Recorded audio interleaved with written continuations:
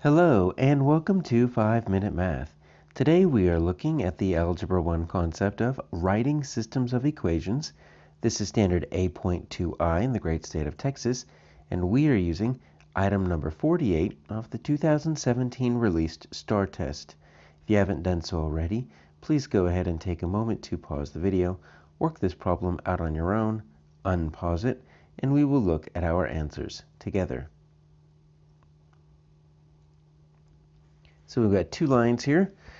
We have an intersection right here, which means it's going to be the solution. It's not exactly on a point that we can graph, though it's kind of near x of 2 and y of 3, but not exactly. But we're not looking for the solution there. We are looking for the system of equations. All right, so let's look at K1.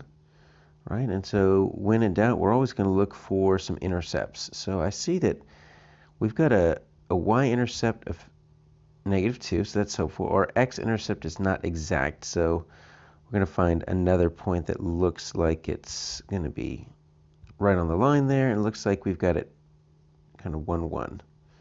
Right, so we're going to look for K1, so let's look at slope of 1. That's, remember, change in y over change in x.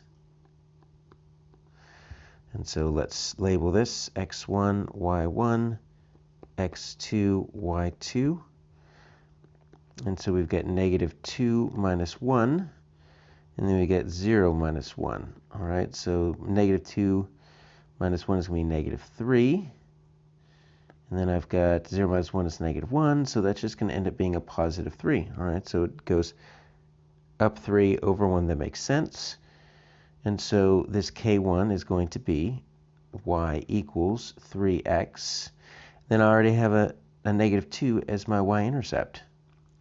All I need to do there is let's put it in standard form. It looks like everything is standard form. Let's get rid of this y. Let's move it over here. So that's going to be 0 equals 3x minus y minus 2. We'll add 2 to both sides to get that 2 over there. So 2 equals 3x minus y. So this is my K1. Let's check my K2. So we are looking for some intercepts, and look, I've got an intercept right there. Right, so that's 9, 0, and I've got an intercept right there. Another y-intercept, so that's good. 0, 4. Let's just use that as my, say, x1 and y1, x2, y2. All right, so my M2 is going to be, remember, my y2 minus y1, x2 minus x1. So my y2 is 0, my y1 is 4, my x2 is 9, and then my x1 is 0. All right, so I've got -4 over 9, so -4/9, and that makes sense. It is negative because it is a downward slope from left to right.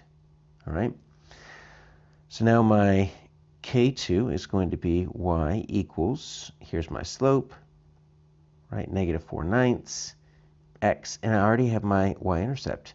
So instead of the plus b, I'll just say +4.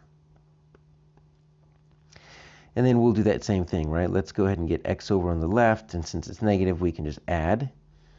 We're just going to add 4/9 x to both sides. All right, so that's going to be 4/9 x plus y equals 4. And then to make our standard form complete, we don't want to have any fractions as our coefficients. So you see that 9 and the denominator is kind of messing us up here. So we can multiply both sides by 9. Right, so this 9 times, we distribute this out.